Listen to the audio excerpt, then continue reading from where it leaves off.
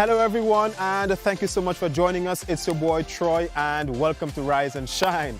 All right guys, so today I'm going to be taking you through a quick workout to get your heart pumping, get your blood flowing, get you ready to start your day. All right guys, so we're going to get straight into it. So what I want to do is to get into a state of what I call active rest. All right guys, so we're getting warmed up, right? Lift those knees, move those hands, we're getting warmed up, all right? Get that blood flowing, get your heart pumping. All right, guys? All right. So follow me as we go along. All right. So this workout is focused on your midsection for those of you who want to get your midsection in shape. All right, guys, while you get a little bit of, cardio movements, aerobic movements going as well. All right, guys? So follow me as we go along. Just a quick workout that anybody can follow. All right. So we're getting warmed up. Woo. Lift those knees, move those hands. All right, guys, you guys ready? All right, let's go.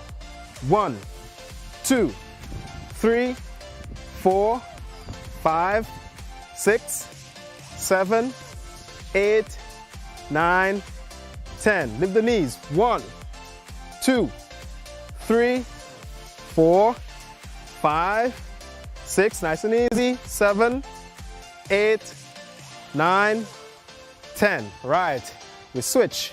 Let's go. 1, 2, 3, 4, 5, 6, 7, 8, 9, 10. Nice and easy. 1, 2, 3, 4, 5, 6, 7, 8, 9, 10. Then we're going to do some rush standing, Russian twist, slide bend, don't go too low, slide bend on the knees, hands on the temple, and a twist from left to right or right to left, right, whichever you choose. Ready guys? Let's go. 1, 2, 3, 4, 5, 6, 7, 8, 9, 10. Woo! Good job, guys. If you are following, so this workout, it really targets your midsection, all right, your obliques, or as some people refer to it as your muffin top. All right, guys. So it focuses on this area and your abdominal section as well. All right, guys. So we're back into a state of active rest. Lift those knees, move those hands. All right, guys, so we're getting ready for the second set.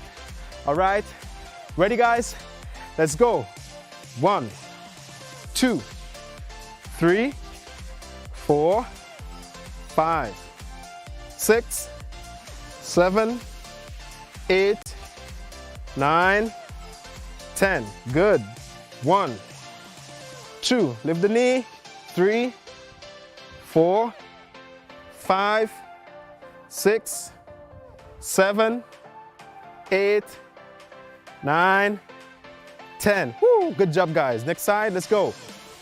1, 2, 3, 4, 5, 6, 7, 8, 9, 10. Good. 1, 2, 3, 4, 5, 6, 7, 8, 9, 10. Woo! Good job, guys. If you were following, third exercise in that second set. Let's go. Slide bend on the knees, right? Or stay upright, and a twist, right, left to right, or right to left. Ready, guys? Let's go. 1, 2, 3, 4, 5, 6, 7, 8, 9, 10. Woo! Good job, guys, if you are following. And now we're going back into a state of active rest. All right, guys, lift those knees, move those hands. All right, we're trying to burn as much calories as possible. We're trying to get a nice sweat going. All right, get that heart pumping, get that blood flowing. All right, guys? Good job, guys, if you are following. All right? Woo! So we're getting into the third and final set for today's routine. All right, guys? You guys ready? Third and final set. Let's go.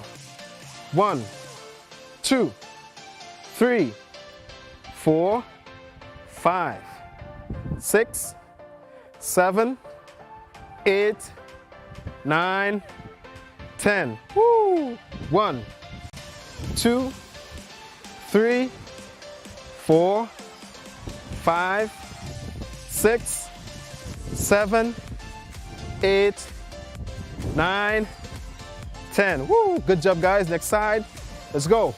1, 2, 3, 4, 5, 6, 7, 8, 9, 10. Good job, guys. 1, 2, lift those knees. 3, 4, 5, 6, 7, 8, 9, 10. Woo!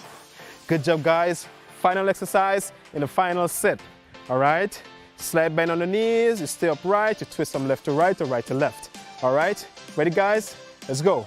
1, 2, 3, 4, 5, 6, 7, 8, 9, 10.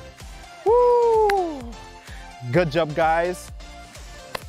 If you are following, just a quick workout, all right, guys, to get your heart pumping, get your blood flowing, all right, get you ready to start your day, guys.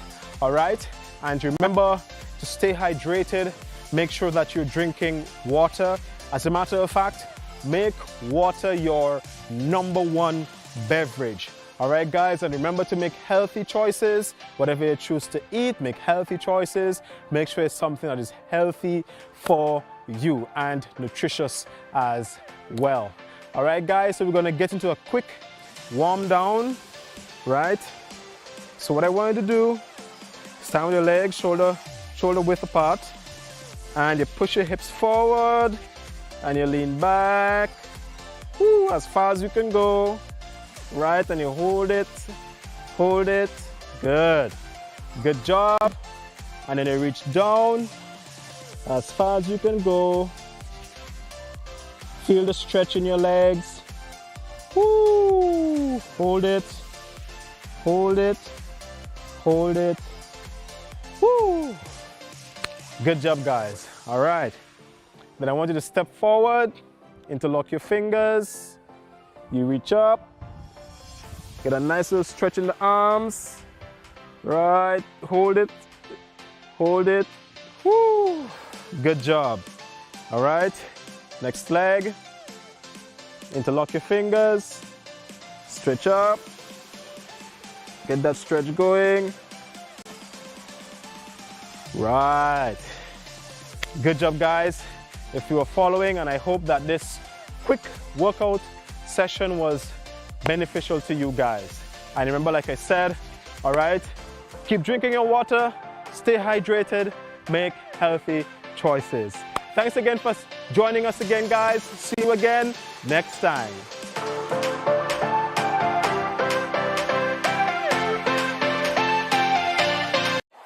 Promoters, here is a chance to boost your event or fete with MTV's irresistible television advertising specials. Book now and be wowed with party deals and good advertising coverage. Call our sales and marketing department on 440-8171 or via WhatsApp on 455-5718. You can also send an email at mtvmarketinggd@gmail.com. Terms and conditions apply.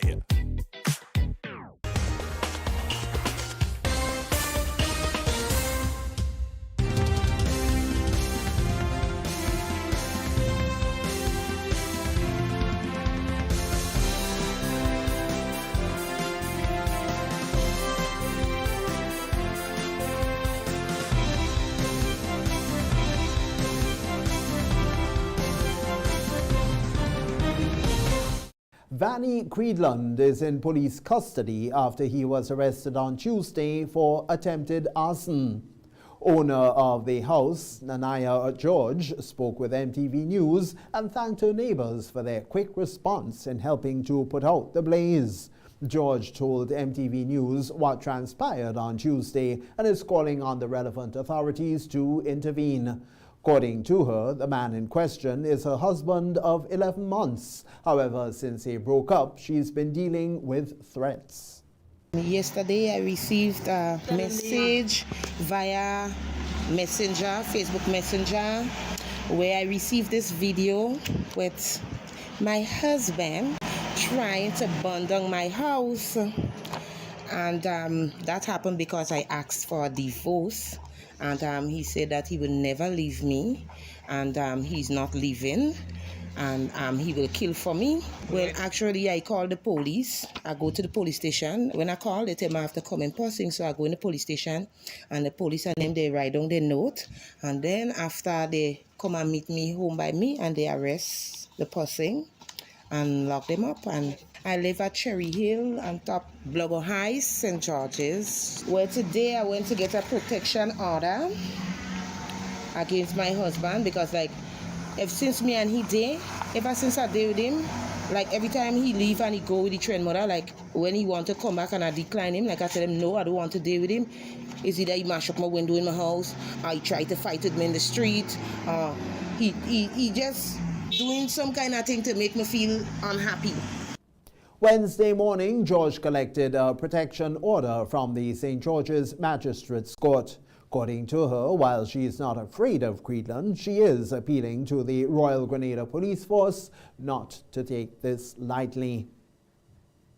One man who has been charged with less than a pound of marijuana and has been going to the magistrate's court for more than a year is calling on the relevant authorities to highlight clear directives as to how law enforcement should deal with individuals with cannabis who have a medical prescription. According to him, he has a medical prescription from a doctor. However, he was still charged by the Royal Grenada Police Force for his medical prescription and is calling on the government to revamp the laws. We have more in this report. I am a law-abiding citizen with a medical marijuana card. I have a medical reason for using cannabis. I stated that since 2012. I was finally charged, and I've been in court over almost a year now, trying to address this charge. One man who has been back and forth with the court for more than 1 year because he was charged with a small quantity of weed is calling on the relevant authorities to explain what the RGPF can do when dealing with individuals with cannabis who have a medical prescription. However, the government has disclosed that it will be legalizing cannabis for medical purposes in the future. Aisha Williams told MTV News that he is now a criminal for using cannabis for medical purposes. The new administration made an announcement that they were going to look to change the law for medical reasons. As far as I know, I'm the only person in Grenada with a medical card that's being charged for weed. The fact that there hasn't been any public announcement from the administration on how law enforcement should treat people like this when they encounter them. Law enforcement treats everyone as a criminal that has cannabis, whether they have a legal, legitimate reason for it or not.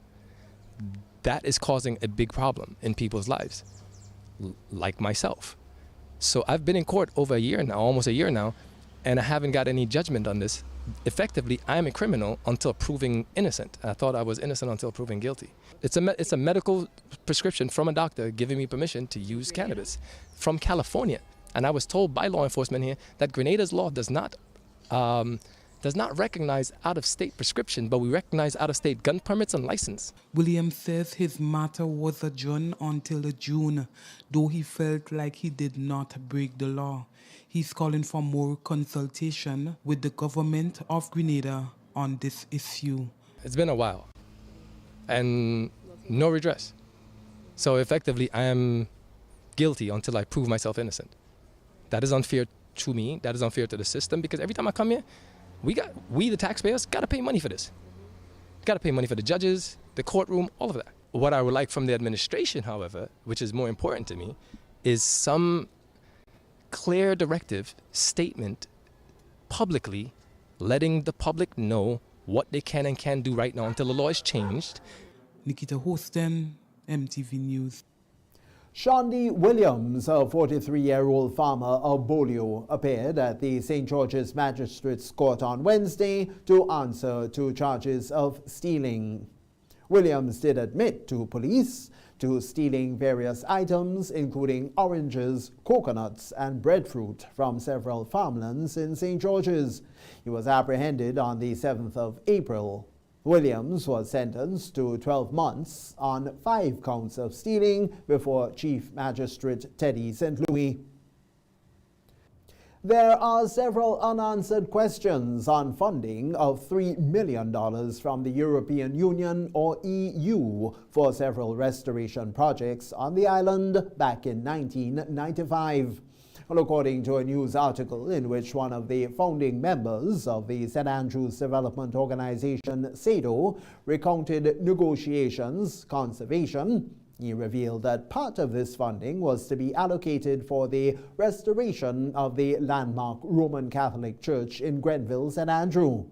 Following the Easter morning collapse of part of the dilapidated structure, Bishop Clyde Harvey was questioned about this. However, he told the media he was unaware of what had happened with the money. I've been trying to find out myself, right? What I was told was that funds were allocated by the European Union for this, but that the funds were used for something else. Now, the only people who can answer that are those who have the funds. The church never got any of those funds, and when we tried to inquire, we haven't gotten anything like a satisfactory answer. Government is doing its part to help public officers to be better able to manage their finances as they begin to roll out bi-monthly payments. Speaking about the money management sessions, which began last Thursday and continued today, was Permanent Secretary at the Ministry of Finance, Mike Sylvester. There are a lot of concerns that came out with respect to the whole issue of money management and persons feeling that because they are receiving monies a lot faster, that they are not in a position to manage those monies. And what we will do, in fact, we are rolling out this week some money management sessions with all public workers and pensioners and others who are interested in those functions. That will start on Thursday of this week. We will have a session in the morning and one in the afternoon, and then we will continue after the holiday period. In terms of the money management sessions. Permanent Secretary Sylvester went on to share the dates of the scheduled payments. So effective the 15th of April, as was just mentioned, the bi-monthly or twice monthly, semi-monthly payments will commence. Given that the 15th is a holiday, persons will receive their payments by the 14th of this month. So that's the first payment will be on the 14th. The 2 payment dates are the 15th and the 30th of each month going forward. Where those dates fall on a holiday or fall on a weekend, then we will pay the last working day before those dates. Sylvester noted that financial institutions have been making the necessary preparations for their customers. We've had extensive consultations with all key stakeholders, including and in particular the banks and credit unions who are main players in this, in that they are the ones who would initially receive the resources of the workers and pensioners.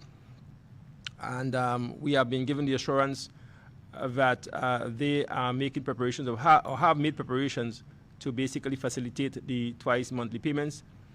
In our discussions with respect to how the banks and the credit unions will treat with those payments, they have indicated that they have been reaching out to their customers in terms of providing options on how they pay the mortgages. Chartered accountants across the Caribbean will soon be gathered in Grenada for the first in-person conference of the Institute of Chartered Accountants of the Caribbean event, after being held virtually for the past 2 years. And according to a local accountant, the forum will provide an opportunity for local organizations to explore business opportunities and showcase their brand. We get more on this from Troy Gill.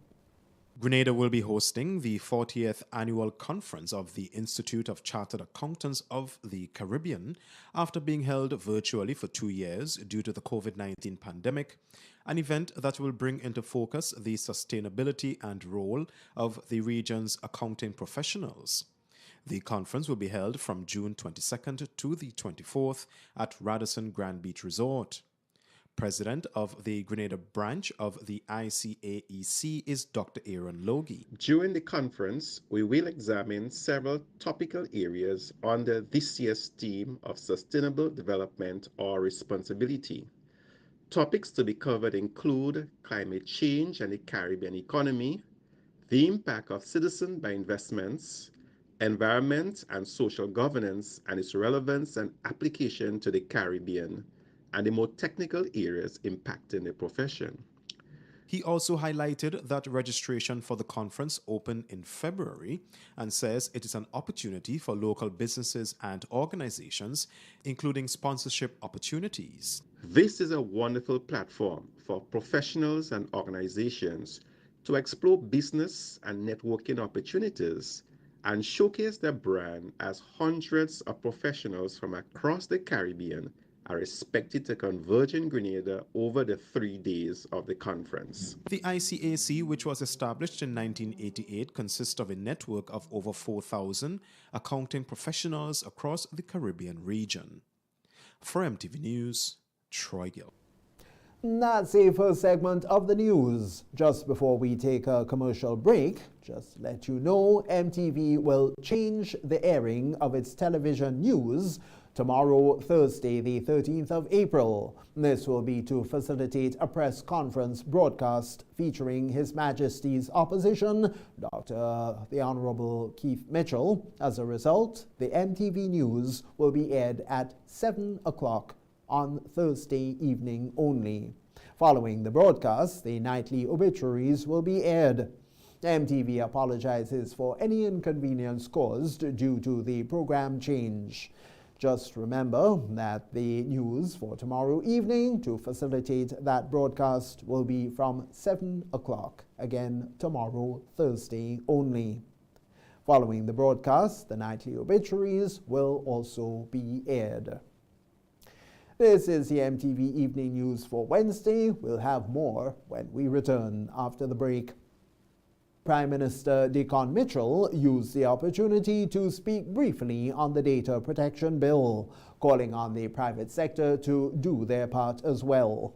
Businesses must invest in cybersecurity training and technology, conduct regular audits and assessments of their networks, and implement strict security protocols to prevent data breaches and cyber attacks. And while I speak of private businesses, the government is similarly tasked with ensuring that it does the same thing. And I think we have both a moral and legal responsibility to lead in that regard, first and foremost in protecting government assets, government networks, and ensuring that we have strict security protocols to prevent data breaches and to prevent cyber attacks. Prime Minister Mitchell went on to state that there must be cyber security awareness. From our banking, our taxation system, our HR data, we can name it. If these are not protected robustly, the entire country, and certainly the entire government, can be brought to a grinding halt in a matter of seconds. We must educate our citizens and empower them to protect themselves against cyber attacks. The onus is on us all to be vigilant about sharing personal information online.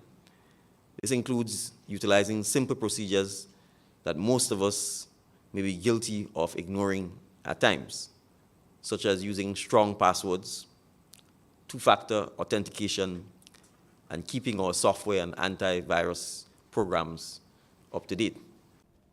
On the occasion of World Health Day, a local medical practitioner highlighted the importance of health for all, which is the theme for this year's World Health Day, and the importance of access to primary health care, especially for those living in rural communities, so that their quality of life can be improved and they can attain the highest level of health and well-being. April 7th, which fell on Good Friday this year, was recognized globally as World Health Day and also marked the founding of the World Health Organization, or the WHO, 75 years ago. According to Director General of the World Health Organization, Dr. Tedros Adhanom Ghebreyesus, it is an opportunity to look back at public health successes that have improved quality of life during the last 7 decades.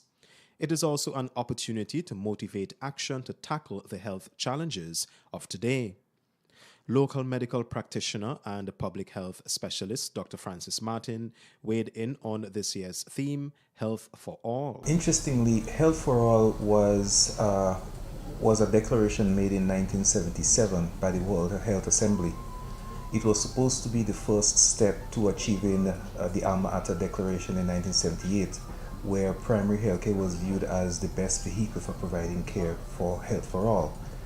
It's great to see that this mantra is already coming around again, because right through the entire universe we are aware that primary health care is the best way for health to be given to all, which means that to achieve primary health care we must be prepared, and health care systems must be prepared to provide care where people are, closer to them, and where they work. It must be people-centered care, and it must focus on those that are more vulnerable. However, in seeking to provide health for all, Martin says, there should also be a specific focus on encouraging men to be proactive where their health and well-being is concerned and accessing primary health care. Saying that healthcare is accessible is not enough. Healthcare could be equitable, could be appropriate.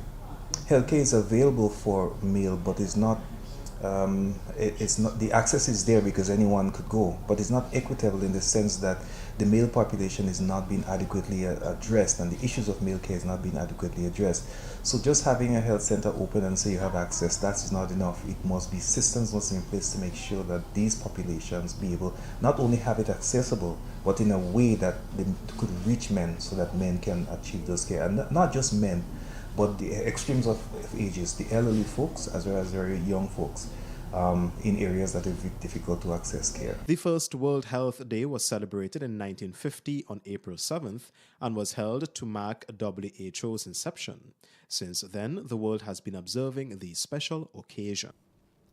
The Friends of the Mentally Ill facilitated a tea and garden party in St. David over the Easter weekend. And for this evening's Health Wise, we discuss the activity and the importance of continuing to focus on mental health and on assisting those who may be or continue to struggle with mental health issues.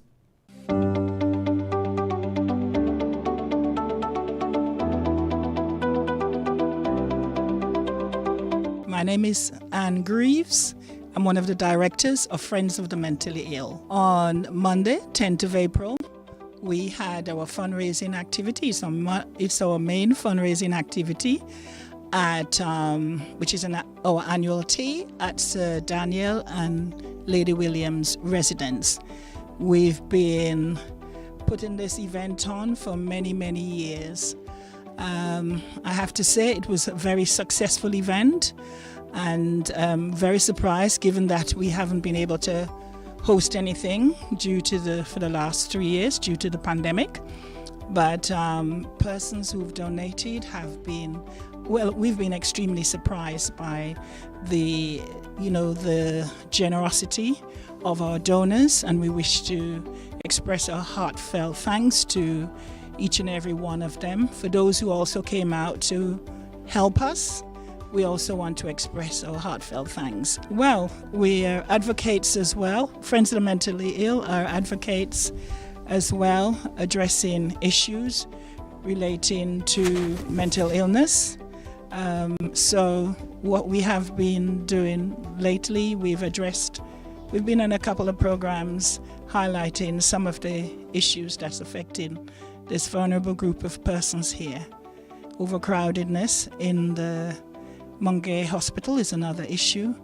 The lack of systems in place to address complex needs and generally meet the needs and help, support persons living with enduring mental health problems and their carers in the community. It's our view that persons can live very reasonable lives outside of the psychiatric unit. That's what we have, though. There is no community systems in place per se. We have community psychiatric nurses, but we've got a long way to go.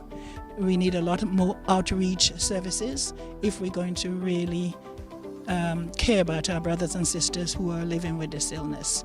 So yes, we are addressing that. We're also addressing the fact that mentally ill persons have been shot. It's an intervention that is used by the police. Whilst we appreciate, we're not casting blames, but whilst we appreciate this is a very difficult area, and police going out can be very threatened by persons who are psychotic. We do, however, believe that this is an area that needs to be looked at, where a different method is used to subdue patients who are who are psychotic and in need of treatment.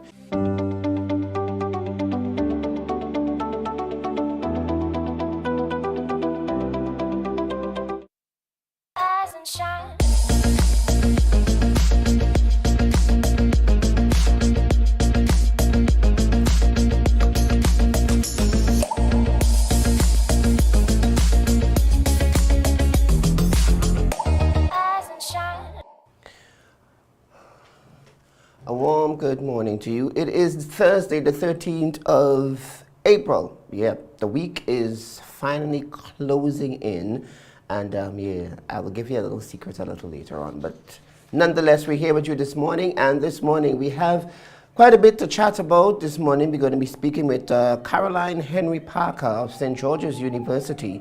We're going to find out what's happening over there and how you can get involved, etc. And we have all the other good stuff. Let me just remind you that tonight, though, the MTV Evening News is going to be broadcast at 7 p.m. tonight, and that's to facilitate a broadcast by the former Prime Minister and opposition leader. So you can look forward to that, but just in case you checking us out at 7:30 tonight, you ensure that you check us out at 7. And it's only for tonight only. On Friday, we go back to our regular programming time at 7:30. But just be mindful that tonight's newscast is going to be aired at 7 o'clock. All right? What we're going to do before we get into all the good stuff that we do on Rise and Shine, we take a quick break. When we come back, we're going to be seeing what's the word for the day and also the tip or our emergency tips for the day. But we're going to take a quick break. When we come back, we get right into our action on Rise and Shine. We support you at every stage of your life.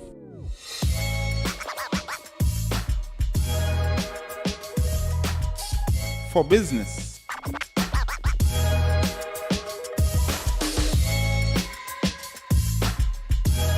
for your education, for your financial freedom,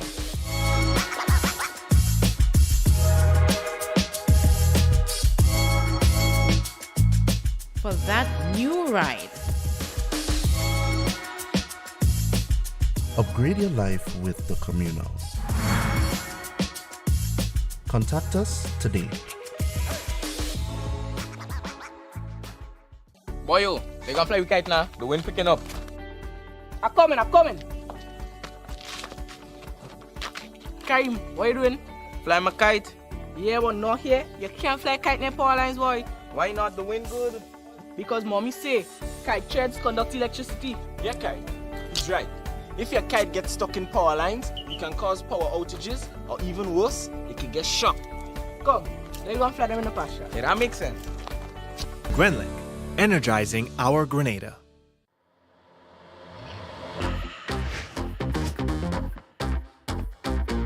Rewind selector.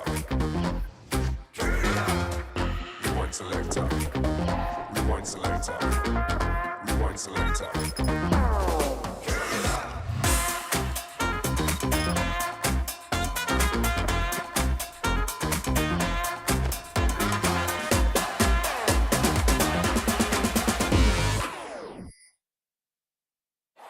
Promoters, here is a chance to boost your event or fete with MTV's irresistible television advertising specials. Book now and be wowed with party deals and good advertising coverage. Call our sales and marketing department on 440-8171 or via WhatsApp on 455-718. You can also send an email at mtvmarketinggd@gmail.com. Terms and conditions apply.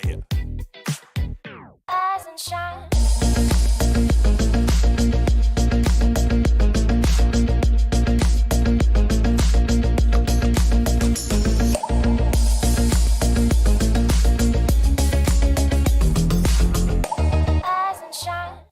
Welcome back. You're watching Rise and Shine live on MTV for you. Today is Thursday, the 13th of April. Yeah, the month is moving quite fast. So we're going to get straight into it. This morning we're going to look at our word for today, and the word for today is going to be presented by Kayla Maturin. She is a grade 6 student of the St. Andrews RC School. Hi, my name is Kayla Maturin, a grade 6 student at St. Andrews RC School. The word for today is believe. Believe means to trust in something. My parents believed I completed my assignments.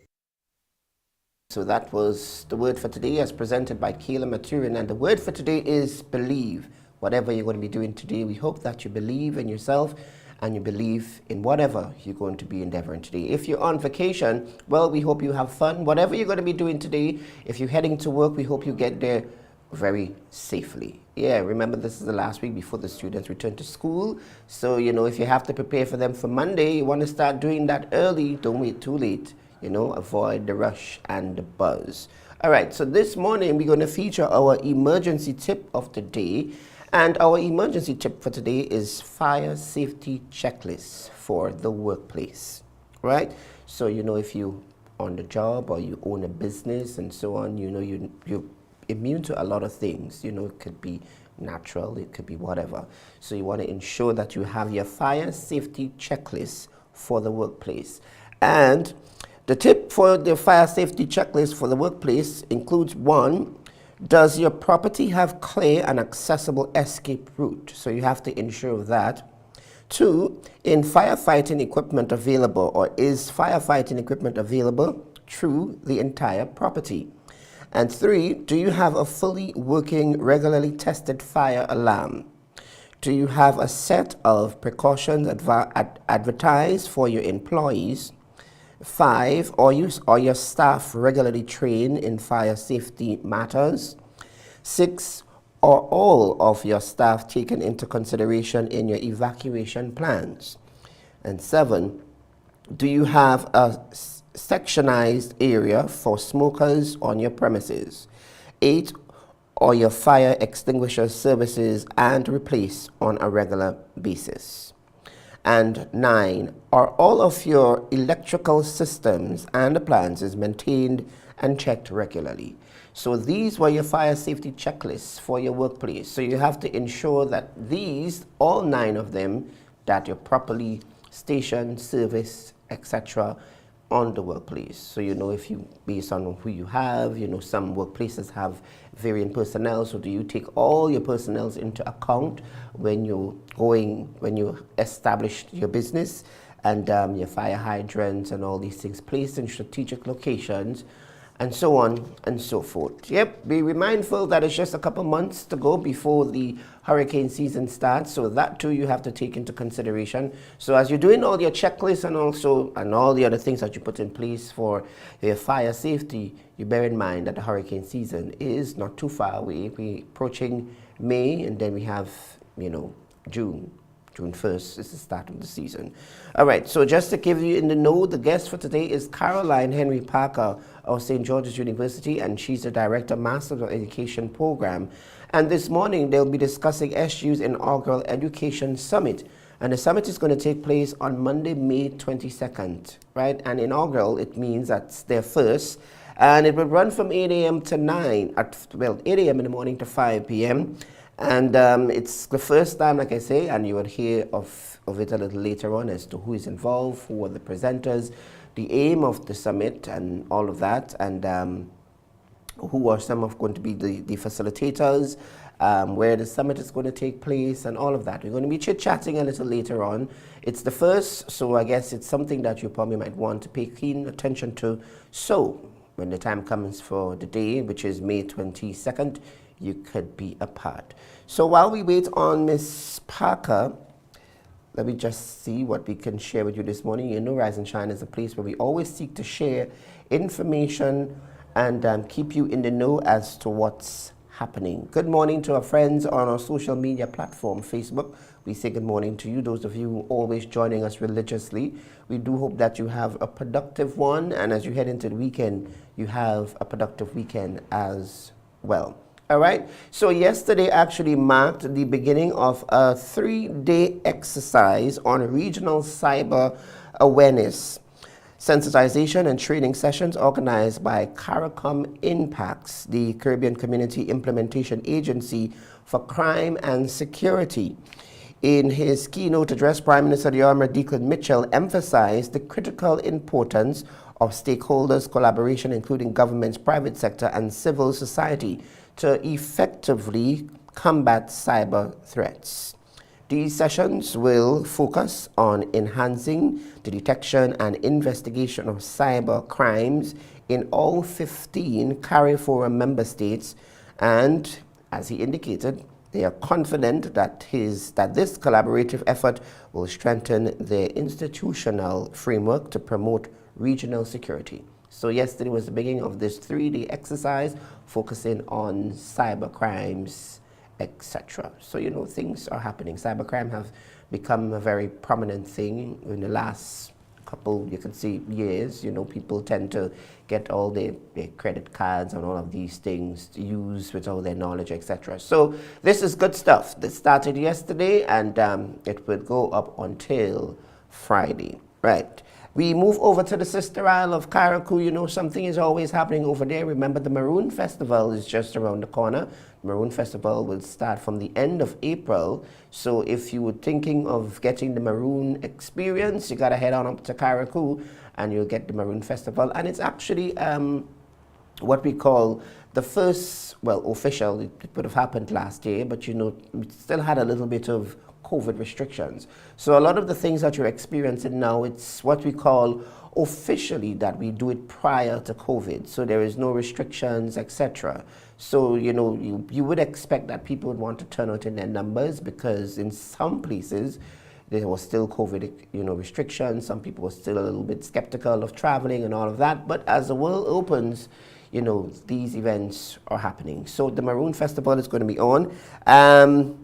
So over on the sister isle of Carriacou and Petite Martinique are set to benefit from a World Bank funded project. The US $10 million food security enhancement project will involve the establishment of 4 cold storages, with one to be located in Carriacou, according to Aaron Francois, Permanent Secretary within the Ministry of Agriculture. Francois was speaking to farmers in Carriacou at a meeting attended by Minister of Agriculture, Senator the Honorable Adrian Thomas, and Minister for Carriacou and Petite Martinique Affairs and Local Government, the Honorable Tevin Andrews. The project benefits to local farmers also include the provision of planting material and the introduction of new livestock breeds. So that $10 million grant by the World Bank funded project, Carriacou and Petite Martinique is in the lineup to get some of that funding as well. And a second part of this meeting is going to take place in Petite Martinique today at 2 p.m. So if you're over in Petite Martinique and you're a farmer, or you into livestock farming, or you just want to be involved in the agricultural process, you can head on over to the meeting there. So it's not the first time that these meetings are taking place on the sister isle. Yep, they would have had one earlier in the week.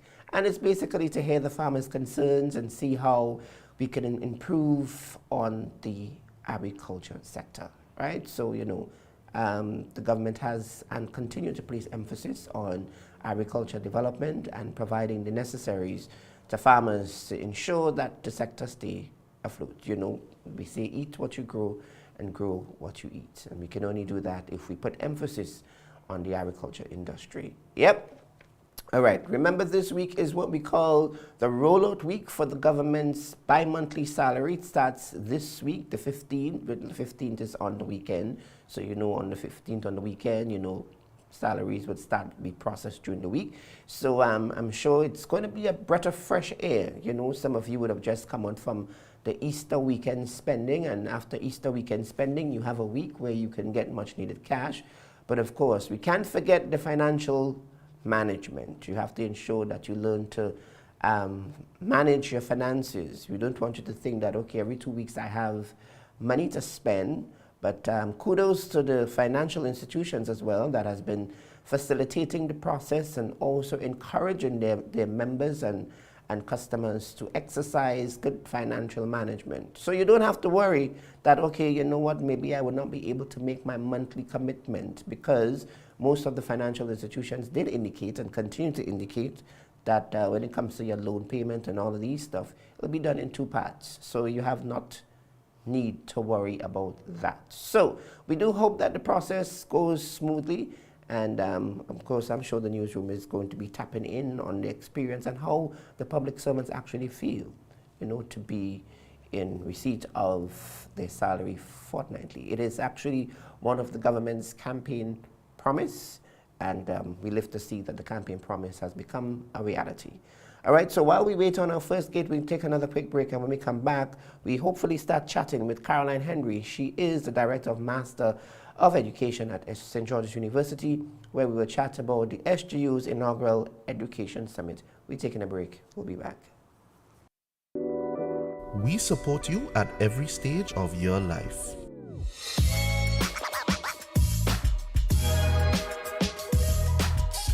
For business.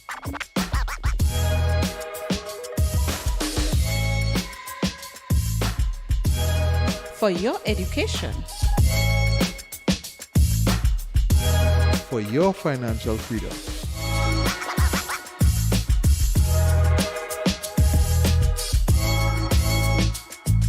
For that new ride. Upgrade your life with the Communal. Contact us today. Boy, yo, they gonna fly with kite now. The wind picking up. I'm coming. Karim, what you doing? Fly my kite. Yeah, but not here. You can't fly kite near power lines, boy. Why not? The wind good. Because mommy say kite threads conduct electricity. Yeah, kite. He's right. If your kite gets stuck in power lines, it can cause power outages, or even worse, it can get shocked. Come, then you gonna fly them in the pasture. Yeah, that makes sense. Grenlink, energizing our Grenada.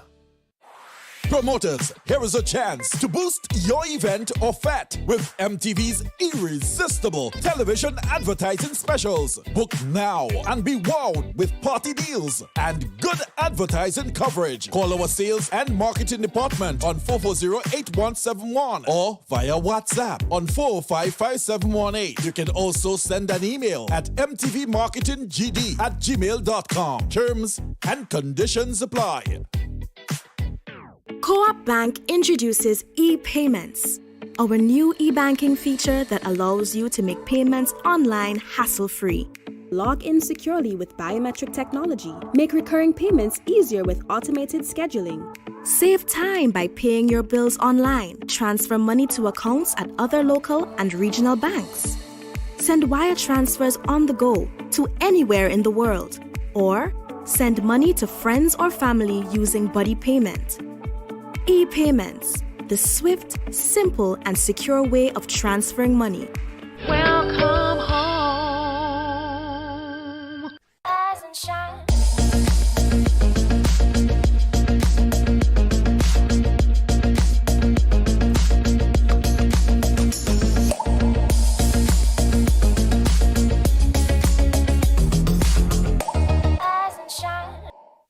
Welcome back. You're watching Rise and Shine. We're live here on MTV. It's Thursday, April the 13th. And just before we get into our discussion this morning, you know we always break news.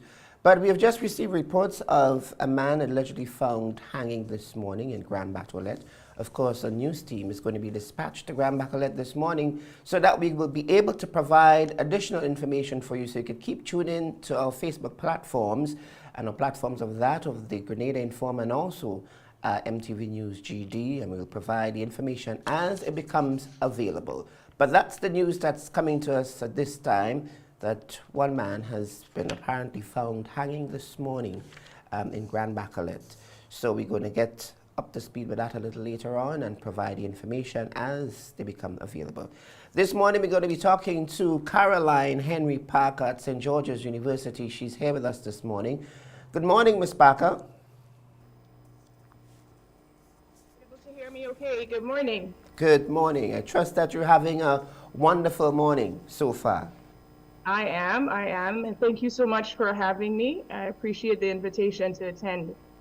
Okay, so this morning we want to talk about the SGU Inaugural Education Summit. It's the first one. Tell us a bit about that. Yes, I'm so excited about this first time event for SGU, being sponsored, being led by the SGU's Masters of Education program. The theme for this event is the future of education in developing states. So we have invited, I would say, an excellent cadre of professionals in the region and internationally, as well as some of our local youth and students to talk about this very topic. It will be held on Monday, May 22nd. It's a whole day event, and it's really an opportunity for us to dialogue as educators, as those of us who are invested in seeing the education sector stay current and reimagined in many ways so that it is more responsive to the world that we live in and the needs of those who are in the education sector. Okay, and the event is labeled as innovative and visionary. You care to elaborate on why it was placed in that bracket as innovative and visionary? Absolutely, I'd love to talk about that. As I said a little while ago, it's the first of its kind, and I say it's visionary because the folks who are gathering to have these conversations, and I'll talk a little bit about them. Dr. Nadia Lopez, she's a friend of Grenada. I like to think of her as that. I do work with her in different ways, and she will be someone who will lead one of the courses for the Master of Education program come the new academic year. Dr. Lopez's resume speaks for itself as a global thought leader in education. And then we have also Dr. Chris Alexander. Parents are of Grenadian, he's of Grenadian heritage by virtue of his parents. And he's doing amazing things. He's a professor of video games. So here's someone who's doing amazing things when we think of the digital aspect of education. And then we also have our keynote speaker, Miss Samantha Antoine Purcell of St. George's Institute. What she has been doing on the island as the only model, which does, I think, a phenomenal job of keeping the values of collaborative teaching and learning, is for sure innovative. So we have speakers who are attending to the needs of education, keeping an eye on and keeping attuned to, you know, how we can all as educators reimagine the ways that we're teaching and learning. And that's only a part of what will happen in the morning. In the afternoon, we have folks from TAMCC, Dr. Wendy Grenade. We have Dr. Ron Sukram. These are all Grenadians. He is the Chief Academic Officer for Arthur Lockjack in Trinidad. And then we also have Dr. Vernon Knight from UWI Barbados. And so they're able to give us a sense of the regional aspect of things. So we talk internationally, we think about it locally when we talk with our students. So our youth panel, where we're gonna have various youths from secondary schools on the island, and also have youth from the youth parliament, as well as folks from TAMCC. So we're bringing together, as I said, a wonderful group of folks to engage in dialogue about this topic that is extremely relevant and needs to be talked about in the education sector. All right, and also you would have touched on the speakers, you would have touched a little bit on the panel discussion and the involvement of the students. You care to elaborate for me in terms of showcasing the recent graduates? How would they be incorporated into this event? Yes, so just last night, the Master of Education program, we held one of the first sort of finale events for the current graduate students. They will be graduating on May 22nd. And this was a gallery walk, which allowed them to demonstrate how they met the program learning outcomes, the full program learning outcomes. On May 4th, they're going to have their capstone conference, and they will have the opportunity on May 22nd at the summit to really share the important work that our graduates have been doing in terms of research. Most of our now students are either in high schools, what we call secondary schools here, primary schools, at TAMCC, at SGU, and they have embarked on really interesting inquiries, research questions that they posed, and went about, collecting the data, analyzing the data, and then took it a step further and asked, how can I be impactful in my field? What can I deliver as a result of this? Is it that I need to create workshops to help inform my colleagues? Is it that I need to develop a manual so that my colleagues have additional strategies in the way that they're thinking of teaching and learning? Some of our students will be presenting, have presented. We had our research day at SGU not that long ago, and students doing poster presentations or going to conferences in Trinidad. So our students in the Master of Education program have been doing phenomenal inquiries, and this is the summit gives us an opportunity to share the research that they have been doing and the ways that they're trying to transform, the context in which they practice. Okay, and let's focus on the network opportunities coming out of this event. These events always have opportunities in it. Let's talk about the networking component of this summit. Yeah, this is a wonderful opportunity for all kinds of educators and students alike, right? Because we have a youth panel where this theme gets teased out and explored a lot more. Everyone who has the good fortune of attending this wonderful day gets to liaise with colleagues, gets to start thinking about what it means for them in their own classroom, with the role that they hold, to start thinking about doing it a little bit differently, shifting the needle around being responsive to today's learners, right? How I came up or how you came up in the education system was a long time ago. The world has changed a whole lot since then. And COVID, we know, accelerated those changes. And I think we've all been individually, maybe in pockets, thinking about that. And the summit gives us an opportunity together to have conversations and to get to figure out who's aligned with me in the ways that I'm thinking about shifting that needle. So maybe you'll get an opportunity to, let me just go back a little bit here and say, SGU does a phenomenal job of embodying and demonstrating the great benefits of collaboration.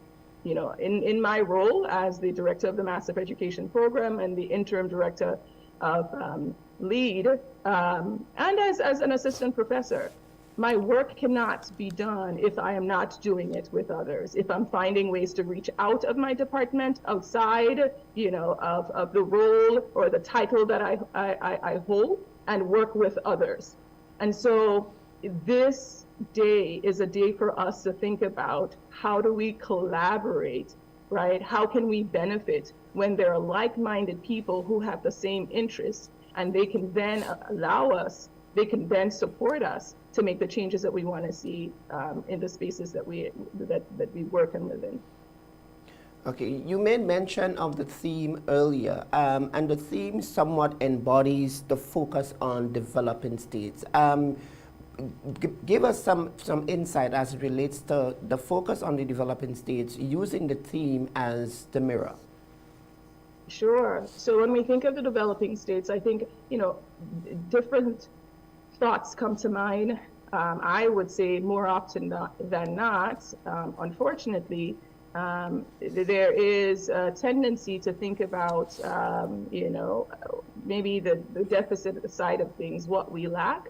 When I think about us as small island developing states, I think of our smallness, our size, in fact, as our strength, right? It does not require the same degree of resources, if you will, to upskill and to move forward with changes, whether it is in education or other sectors, right? What it does take, I think, is the need to understand that it is as a group, it is as a collective, leveraging the strengths that we all have and tapping into those strengths, which allows us to move forward.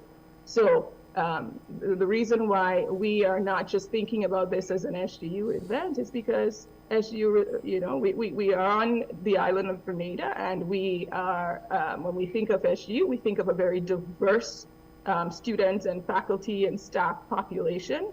And we want to have conversations, not just amongst ourselves. We want to have conversations that reach out into the region, reach out internationally, reach out globally, right? And so our size, right, as small island developing states, is a strength that we have. And I think we have to start thinking about it from that stance. If we do, we recognize the many links and the many ways that we can be afforded the resources that we think we do not have, because in fact it's within, it is within that paradigm, right, that we are able to access what is needed to upskill our competencies, if you will, in the education sector. Okay. Tell us about the call to action that will focus on your targeted attendees, or getting the targeted attendees to register. Tell us about that call to action plan. Yeah, and so this, unfortunately, we do not have seating for everyone. We'd love to have all of Grenada there. So there are limited spots available. So you will see, starting now and over the next month, postings from the Masters of Education program on social media, continued interface with the public, asking you to register for the event so that your spot can be saved. And in trying to do that as early as possible, you secure the opportunity to be a part of this fantastic day. Okay. Ongoing support and collaboration. Care to elaborate about that? Yeah. So in terms of that collaborative piece, I'll speak now wearing the hat of the director of the Master of Education program. I think those of us who are thinking about upskilling ourselves in education, I think the Master of Education offers a wonderful opportunity to do that. The keynote speaker that I mentioned a little while ago, Mrs. Samantha Antoine Purcell, is a graduate of the Master of Education program. So I would love to continue to collaborate with those in the audience, those attending who have an interest in in trying to increase and grow their competencies in education. So that is a fantastic opportunity for continued support and collaboration that the Master of Education program will provide. Okay. The educators is practically important in this whole process. How is the summit going to be used to empower these educators? Yeah, I think they're going to be floored with the types of discussions that are had, whether it is with the regional panel discussion or the youth panel discussion, listening to the voices of students, the youth, hearing how they are imagining the future of education in their home developing states. And then I think the sage advice, the pieces of information that's going to be brought to us by our featured speakers, Dr. Lopez and Dr. Alexander, and by Mrs. Samantha Antoine Purcell. So I think they're going to get just wonderful pieces of information about how, it's not just let's have this thought, but how do we move forward, right? How do we move forward with this idea that the future is here, the future is now, right? So these discussions and these featured speakers, I think, will give us a lot to think about and kind of, create a roadmap for how we get there. Okay. For persons who have interest in being part of the summit, where can they go to get registered, and is there a cost involved? There isn't a cost involved. As an inaugural event, we want those who have a passion for education and see the importance of this conversation to be able to attend. We want diverse students and teachers, educators attending. So we're putting out that invitation. And so for those who are wanting to register, reach out to the Master of Education program at SGU, go to the SGU website. You will see the Master of Education, and you will see contact information. Wherever you see the flyer on social media posted, the links will be there to go ahead and register as well. So a number of ways to get to save your spot. All right, any additional information you think is of critical importance as it relates to this summit that you would like to share with us before we allow you to depart?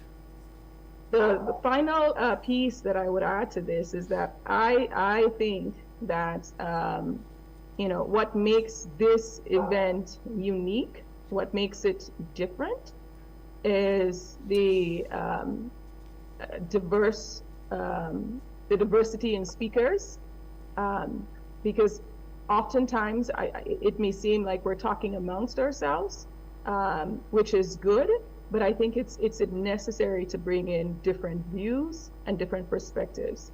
The speakers bring that to the day, to the event, but it is absolutely important that those in the audience bring their questions, right? Bring their thoughts as well. What are you thinking about lately as a teacher in the classroom, as a principal, as a curriculum officer? What are you struggling with?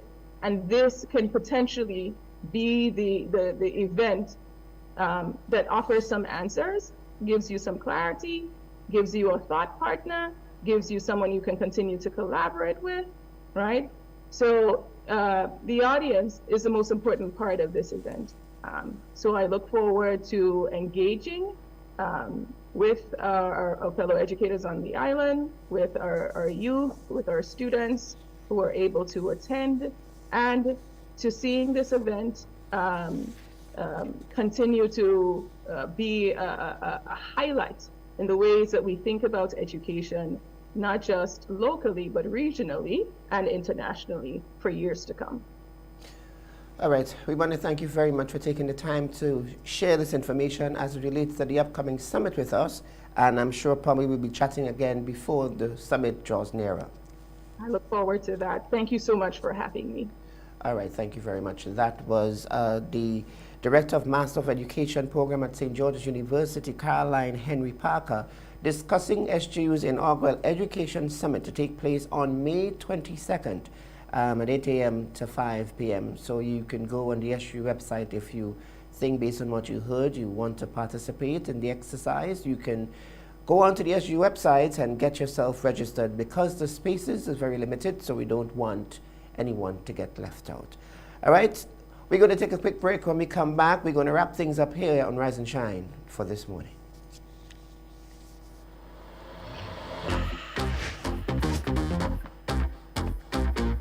Rewind selector. Rewind selector. Rewind selector. Rewind selector.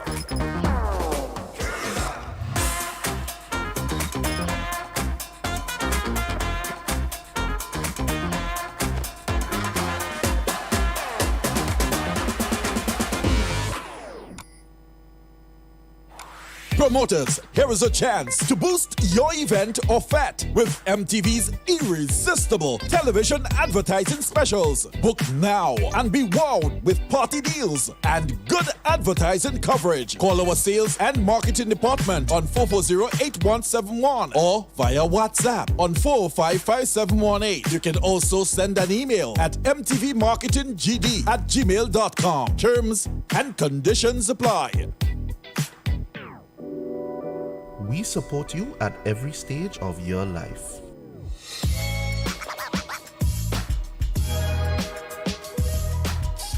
For business.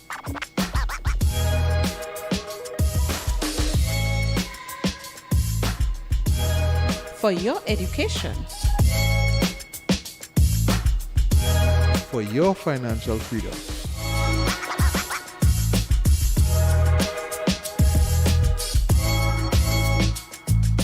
For that new ride. Upgrade your life with the Communal. Contact us today. A home should always be safe for you and your children. So remember to have your electrician check your wiring every 5 years. And keep cords and wires out of the reach of children. We even added circuit interrupters in the bathroom and kitchen and any place where water and electricity are close. Remember, children, never touch electrical cords and wires and never put objects into sockets. Grenlink, energizing our Grenada. Rise and shine.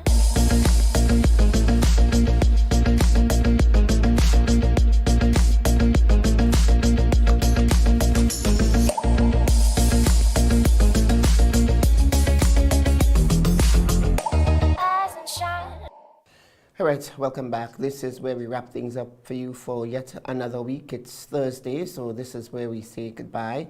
Just to remind you that remember our television evening newscast will be aired at 7 o'clock tonight to facilitate the broadcast by the former Prime Minister and Opposition Leader, the Honorable Dr. Keith Mitchell. So you could tune in for that at 8 o'clock sharp. But remember the news starts at 7 and it's only for today. On Friday we resume our regular 7:30. So you could look out for the former Prime Minister Opposition Leader broadcast at 8 o'clock right here on our platforms. That's all the time we have for and with you today. On behalf of the rest of the technical crew, Miss Crosby is going to be back in the chair next week, Tuesday.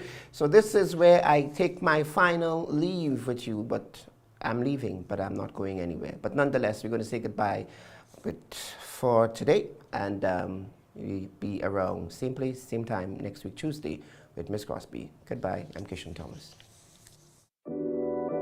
We support you at every stage of your life.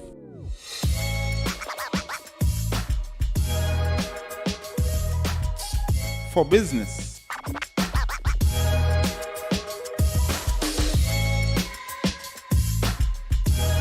For your education.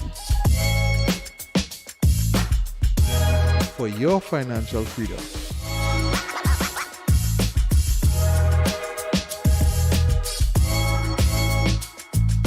for that new ride. Upgrade your life with the Communal. Contact us today. Boy, yo, they gonna fly with kite now. The wind picking up. I'm coming. Karim, what you doing? Fly my kite. Yeah, but not here. You can't fly kite near power lines, boy. Why not? The wind good. Because mommy say kite threads conduct electricity. Yeah, kite. He's right. If your kite gets stuck in power lines, it can cause power outages, or even worse, it can get shocked. Come, let's go and fly them in the pasture. Yeah, that makes sense. Grenlink, energizing our Grenada. Promoters, here is a chance to boost your event or fete with MTV's irresistible television advertising specials. Book now and be wowed with party deals and good advertising coverage. Call our sales and marketing department on 440-8171 or via WhatsApp on 455-5718. You can also send an email at mtvmarketinggd@gmail.com. Terms and conditions apply. Co-op Bank introduces e-payments, our new e-banking feature that allows you to make payments online hassle-free. Log in securely with biometric technology. Make recurring payments easier with automated scheduling. Save time by paying your bills online. Transfer money to accounts at other local and regional banks. Send wire transfers on the go to anywhere in the world. Or send money to friends or family using Buddy Payment. E-payments, the swift, simple, and secure way of transferring money. Welcome